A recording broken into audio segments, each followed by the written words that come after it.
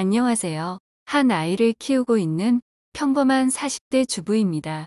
특별할 것 없이 무던한 남편에 모나지 않고 잘 자라고 있는 아이에 우리 가정만 놓고 보면 큰 문제 없이 정말 평범하게 살고 있어요. 가끔씩 우리 가정의 등판에 문제를 일으키시는 시아버지만 빼면 말이죠. 울 시아버지는 참 좋은 말로 하면 인생에 숨김이 없는 분이고, 좀 더 직설적으로 말하면 나이값 못하고 할 말 안 할 말도 제대로 구분 못하시는, 속된 말로 주책 맞은 분이십니다.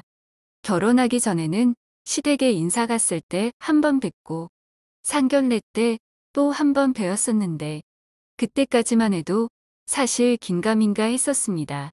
살짝 직설적이시네, 거침이 없으시네라고 느낄 만한 정도였죠. 다행히 시어머니는 무소식이 희소식이다 라고 하시며, 소위 말하는 시어머니 짓을 하시는 분이 아니신 듯해 결혼을 강행했었습니다. 결혼 후에도 시어머니는 참 좋았고요.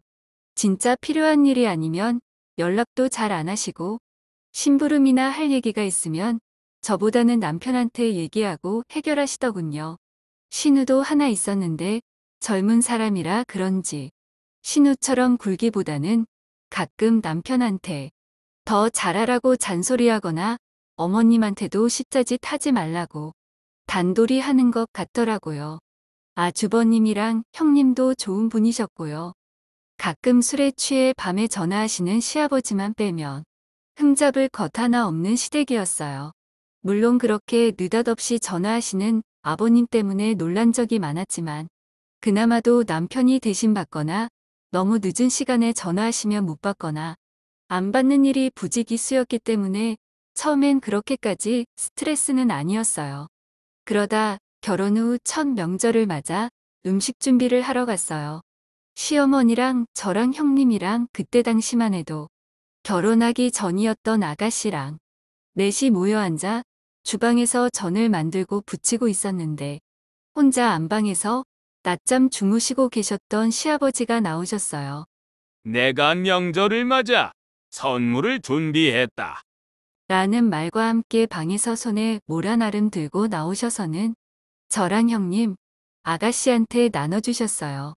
이게 뭐지? 의아해서 주신 걸 유심히 봤는데 세상에 콘돔이었어요. 얼마 전 세일하는 마트에서 잔뜩 샀다. 기한이 거의 다 됐어. 너네도 필요할 테니 써라. 우리는 아무래도 쓰는 게 한계가 있어서. 시아버지는 정말 알고 싶지도 않은 설명을 덧붙이셨어요. 그런 아버님의 말에 도저히 어떻게 반응해야 할지 모르겠더군요. 민망하고 어처구니 없고, 눈치를 살피니 시어머니나 형님, 아가씨 모두 저처럼 그런 눈치였어요. 다행히 잠깐 당황해서 아무 말도 못하고 있던 아가씨가 시아버지께 화를 내줬어요. 이걸 왜 우리한테 줘? 필요 없으니까 아빠나 실컷 다 쓰세요. 그런데 아가씨의 말에 오히려 시아버지가 갑자기 화를 내시며 말씀하셨어요. 다 못 쓰니까 주지.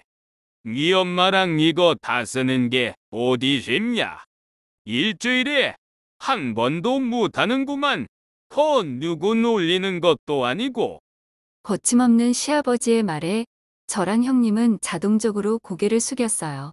시부모님의 성생활이라니 알고 싶지도 듣고 싶지도 않은 얘기인데 어쩜 저렇게 부끄러움도 없이 말씀하시나 싶었죠. 그러자 어머님은 아버님 말이 민망하고 창피하셨는지 그만 말하고 방에 들어가 있으라며 시아버지를 말리셨어요. 어머니의 말에도 아버님은 무슨 할 말이 그렇게 많으신지 방에 안 들어가려고 버티셨어요. 그러자 어머님이 저희 남편을 불러 아버지 데리고 방으로 들어가라고 화를 내셨죠. 결국 시아버지는 방에 들어가시고 다시 저랑 형님, 아가씨, 어머니 이렇게 넷이 주방에 남았는데 서로 아무 말 없이 어색한 공기만 감돌았어요. 시어머니랑 아가씨는 방금 있었던 시아버지의 말과 행동이 많이 부끄러운지 미안하다고 하시고는 저희랑 눈도 잘 안 마주치시더라고요. 그 모습에 그래 가족인데 더 창피하겠지 싶어 내색 안 하고 음식 장만이나 열심히 했어요. 그런데 문제는 명절 음식 준비를 마치고 온 가족이 함께 거실에 모여 같이 저녁을 먹는데 발생했어요. 저녁과 함께 약주를 드시던 시아버지가 취하셨는지 갑자기 아까 일을 들먹이시면서 어머니에게 화를 내셨어요. 하여간에 얼마나 남편 알기를 하찮게 알면 애들 앞에서 사람을 우습게 만들어. 아버님의 말에 어머니는 한숨을 내쉬시더니 저희랑 형님네 보고 다 먹었으면 집에 먼저 가보라고 하셨어요. 치우는 건 본인이 다 하시겠다고. 내일 아침에 차례 지내야 하니까 8시까지만 오라고. 어머니의 말에 슬그머니 갈 준비를 하기 위해 일어서려는데 그 모습에 시아버지가 더 날뛰시기 시작했어요. 잔뜩 붉어진 얼굴로 성난 황소처럼 날뛰며 고함을 치는 시아버지의 모습은 저도 모르게 절로 인상이 찌푸려질 정도였어요. 가긴 어딜 가. 아직 내 말이 끝나지도 않았는데 다들 꼼짝 말고 앉아. 아버님의 말에 형님과 아주버님, 저 남편까지 얼어붙어서는 다시 어정쩡하게 자리에 앉았어요. 아가씨는 그런 아버님의 모습에 밥을 먹다 말고 일어서서 획방으로 들어가 버렸고요. 너, 그리고 너, 잘 들어라. 남편 알기를 우습게 알면 안 돼. 알겠어? 저희가 모두 다시 제자리에 앉아 아버님은 저와 형님을 손가락으로 가리키며 말씀하셨어요. 저와 형님은 작은 목소리로 알겠다고 대답했어요. 어머니는 자포자기 하셨는지 그래. 너 어디 한번 실컷 떠들어봐라 라는 표정으로 시아버지를 못마땅하게 지켜보고 계셨어요. 네 시어머니 봐라. 남편을 존중하기는커녕 아주 제멋대로야. 그렇다고 잘 떼주기라도 하냐? 그것도 아냐. 게다가 어찌나 꼿꼿한지 재미가 없어. 아버님은 아가씨를 제외한 온 가족이 가만히 앉아 본인의 말을 들어주자 금세 기분이 풀리신 건지 우쭐한 태도로 말씀을 이어나가셨어요. 그리고 아버님의 노골적인 언사에 저희는 모두 할 말을 잃었어요. 이게 지금 뭐 하는 건가? 지금 아버님께서 하시는 말씀이 내가 이해하는 그 말이 맞는 건가 싶더라고요. 남편과 아주버님은 본인 아버지가 창피한지 얼굴도 제대로 못 들고 있었어요. 할 때도 말이야. 이왕 하는 거 뻣뻣하게 잊지 말고 꽉 조여주면서 남자를 살살 녹일 줄 알아야 돼. 알겠냐? 아버님의 말에 저와 형님은 대답하지 않았어요. 기분이 좋지 않았어요. 방금 내가 뭘 들은 건가 싶고 수치스러움에 빨리 집에 가고 싶다는 생각뿐이었죠. 왜들 대답들이 없어? 시아비가 돼서 이런 말도 못하냐? 왜? 기분 나빠? 참나 하여간에 요즘 것들은 됐고 술이나 따라봐. 저랑 형님이 끝까지 아무 말도 반응도 하지 않자 혼자 중얼거리시던 아버님은 저에게 술잔을 내미시며 술 좀 따라보라고 하셨어요. 오랜만에 젊은 여자가 따라주는 술 맛 좀 보고 싶다고 얼른 따라보라고 하시는데 기분이 너무 나빠서 남편을 쳐다봤어요. 남편은 아버님을 잔뜩 노려보고 있다가 술 좀 따라보라는 아버님 성화에 자기가 아버님께 술을 따라드리더라고요. 야, 배놈아, 니놈이 왜 따라? 간만에 젊은 여자가 따라주는 술맛 좀 보려는데 이 눈치도 없는 놈이 해방을 놓네.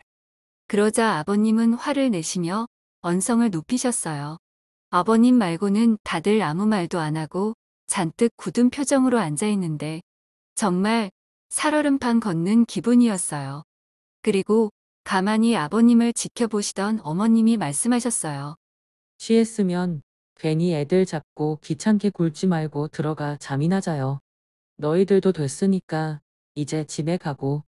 어머니의 말에 남편과 아주버님은 더 이상 앉아있기 그랬는지 얼른 자리에서 일어났어요. 저도 남편 눈치를 보다 따라 일어났고요. 형님 역시 저처럼 눈치 보다 일어나셨어요. 저희 넷이 일어나서 갈 준비를 하자 아버님은 다시 큰 소리를 내셨어요. 하긴 어딜 가. 이제 술 먹기 시작했는데. 다 앉으라니까 왜 자꾸 일어나. 거나하게 취하셔서는 주정을 부리시는데 그런 아버님이 진상처럼 느껴졌어요. 시끄럽고 그만해. 취해서는 왜 애들한테 난리야? 됐으니까 가. 그래요, 아빠. 우리 먼저 갈게. 저희도요.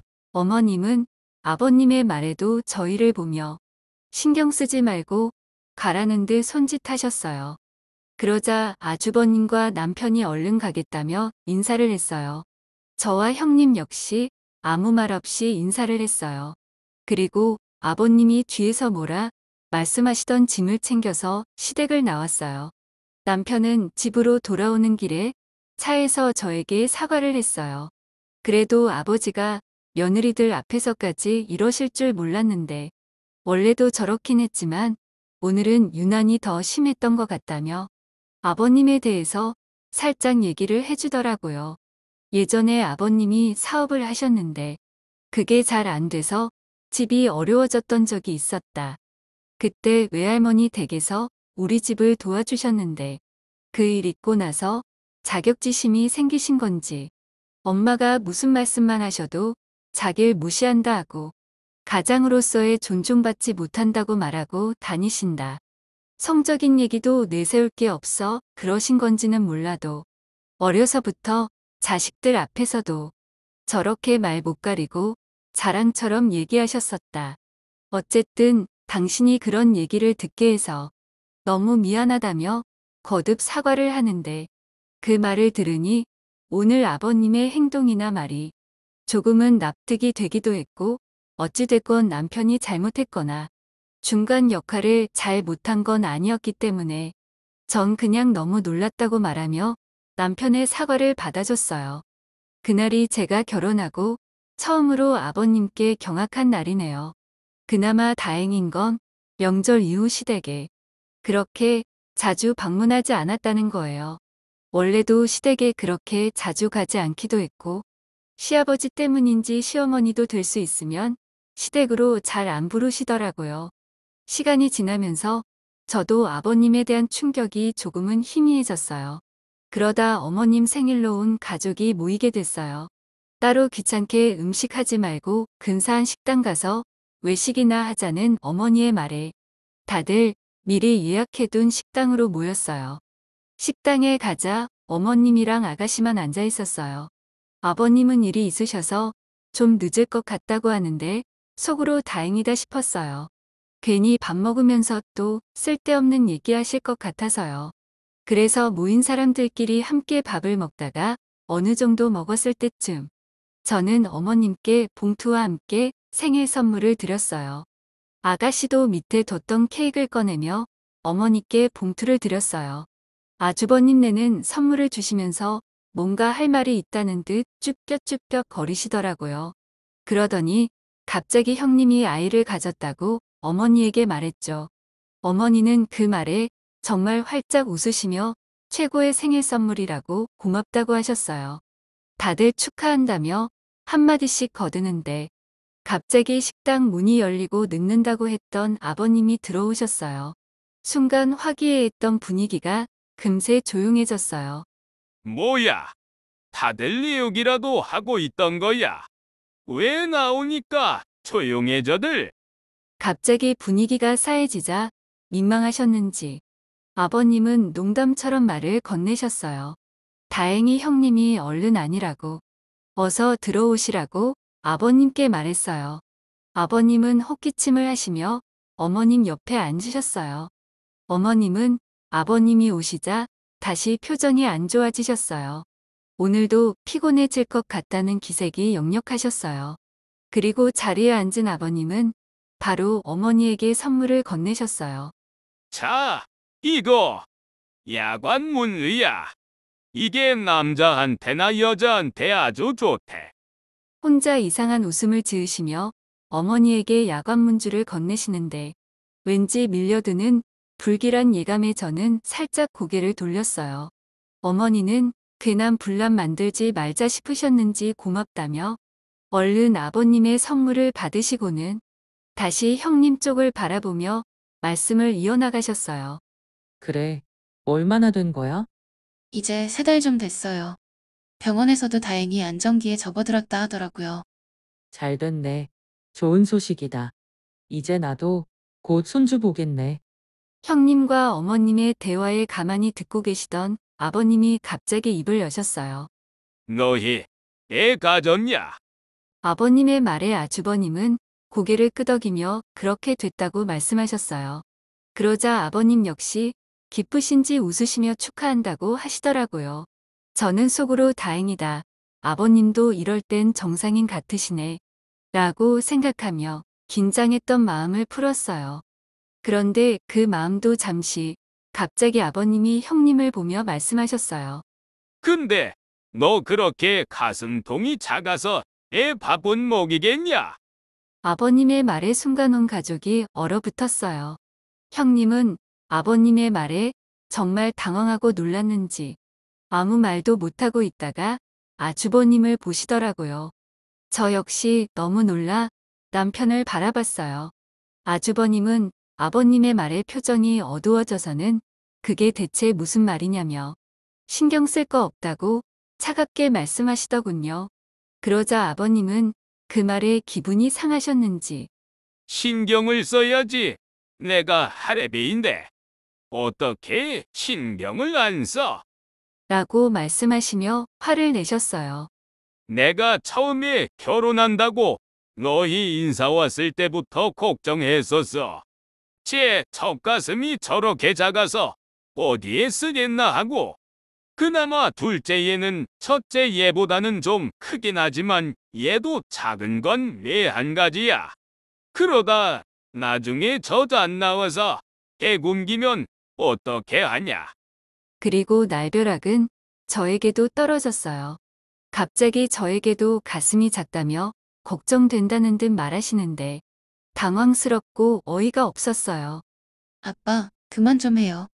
언니들 보기 부끄러우니까 예의 좀 지키세요, 제발.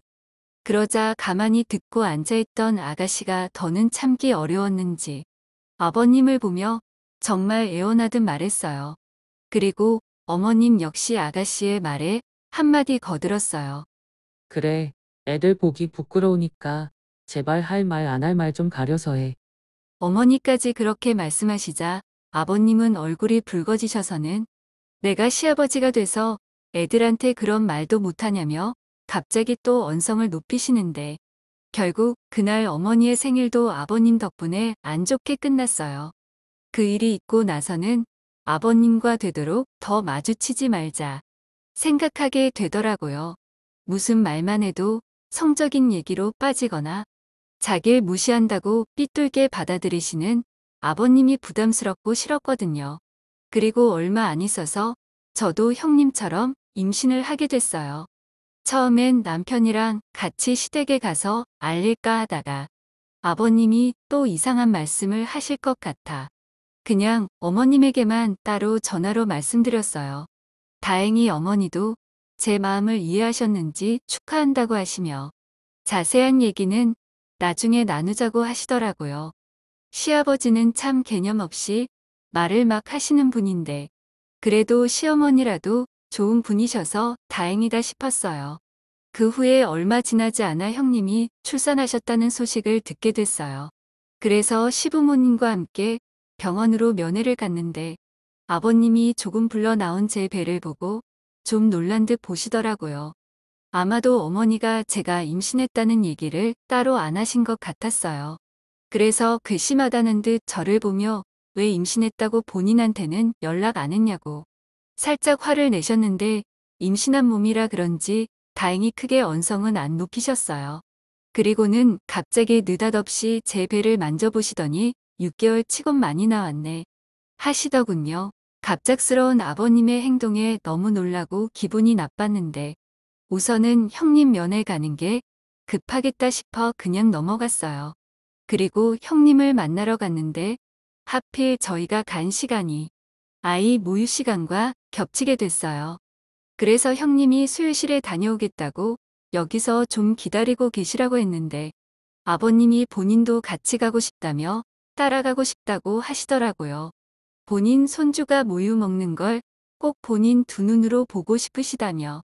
아버님의 그 말에 어머니, 저 남편, 아주버님, 형님, 그리고 수유 시간을 알리러 병실에 잠깐 들어오셨던 간호사분까지 어이없다는 눈으로 아버님을 쳐다봤어요. 그동안 며느리의 모유하는 모습을 보고 싶다고 하시는 시아버지가 있다는 얘기는 인터넷에서나 봤지. 실제로 우리 시아버지가 그런 분이신지는 정말 몰랐는데 진짜 이런 사람이 있구나 싶어 그야말로 문화 충격이었어요. 남편 역시 같은 생각을 했는지 본인 아버지를 경멸스럽다는 듯 쳐다보더라고요. 다행히 수유실은 산모만 들어갈 수 있다고 말씀해 주신 간호사분 덕분에 형님은 일단 아무 말 없이 간호사분과 함께 수유실로 갔어요. 병실에 남은 가족들은 아버님을 보며 다들 한 소리씩 했어요. 어머님은 당신이 그걸 왜 보냐며 나이 먹고 노망든 거냐고 정신 차리라고 크게 화를 내셨고 아주버님 역시 와이프 보기 부끄러워 죽겠다고 제발 말도 안 되는 말 좀 하시지 말라고 화를 내셨어요. 저희 남편 역시 우리도 애 낳으면 모유 수유하는 거 보고 싶다고 할 거냐며 아빠 정말 미친 거 아니냐고 언성을 높였어요. 같이 있던 식구들이 다 아버님을 보며 화를 내자 아버님은 그게 또 기분이 나쁘셨는지 할아버지가 돼서 보고 싶다 할 수도 있지. 다들 왜 이렇게 난리고 유난이냐며 한마디도 지지 않고 화를 내셨어요. 그러자 아주버님이 그럼 당분간 서로 얼굴 보지 말고 살자고 아버님께 말하셨어요. 와이프도 나도 시도 때도 없이 전화하는 아빠 때문에 스트레스 받는다고. 본인도 이제 가장인데 자기 가족은 자기가 지켜야겠다고 단호하게 말씀하시더라고요. 저랑 남편은 몰랐는데 아마 아버님이 형님이 임신한 거 아시게 된 이후로 틈만 나면 전화해서는 만나자 하고 너희 집에 가겠다고 하시며 못살게 괴롭히셨다 보더라고요. 그 얘기를 듣는데 저도 사람인지라 형님한테는 죄송하지만 나한테는 안 그러셔서 다행이다 싶은 마음이 들더군요. 그러면서도 한편으로는 이제 제가 임신했다는 걸 아셨으니 저에게 그러시면 어쩌나 싶은 걱정도 들었어요. 그래서 남편의 팔을 살짝 잡으며 남편에게 눈치를 줬죠. 그러자 남편 역시 아주버님의 말에 동의를 하며 우리도 당분간은 아빠 보기 싫다고 연락하지 마시라고 말하더라고요. 남편과 아주버님의 말에 아버님은 자존심이 많이 상하셨는지 화를 내시며 갑자기 어머니를 보고 말씀하셨어요.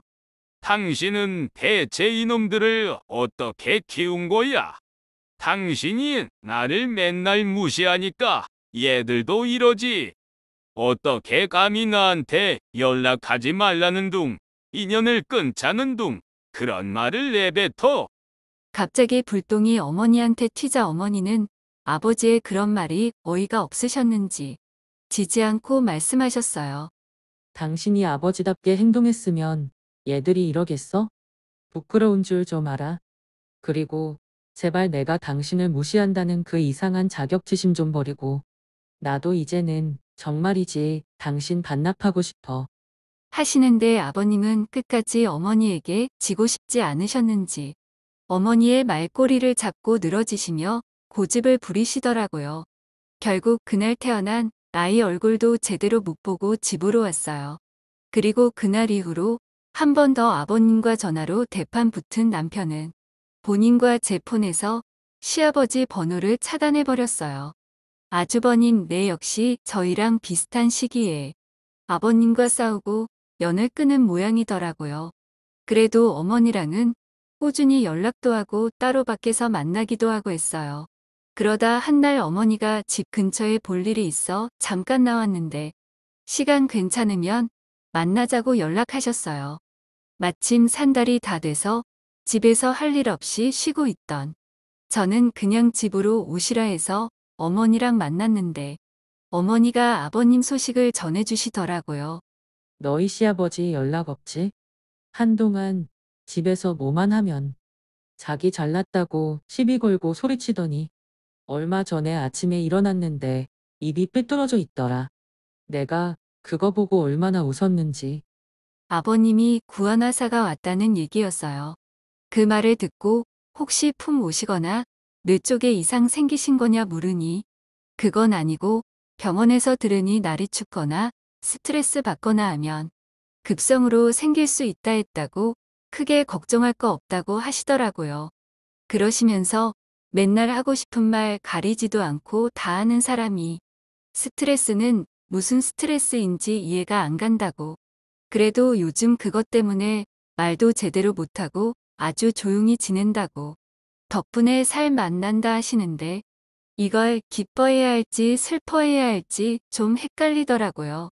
물론 어머니는 얼굴이 전보다 훨씬 좋아 보이셔서 다행이었지만 세상 살다 보니 이런 일도 있구나 싶었어요. 어머니 말처럼 말 함부로 하고 다니시니 입이 삐뚤어지신 건가 싶기도 하고 어쩐지 기분이 묘하더라고요. 그 후로 아이 태어나고 시간이 지나면서 자연스럽게 다시 시댁과 왕래를 하게 됐는데 아버님은 꾸준한 치료를 받으셨음에도 불구하고 아직도 얼굴이 다 안 돌아오셨어요. 그래서인지 전처럼 막말뿐 아니라 말도 빨리 잘 못하시고 말도 없어지셨어요. 자신감도 많이 없어지셨고요. 그렇지만 아이러니하게도 그런 아버님 덕분에 시댁에는 평화가 찾아왔습니다. 아버님의 삐뚤어진 입을 볼 때마다 매번 느낍니다.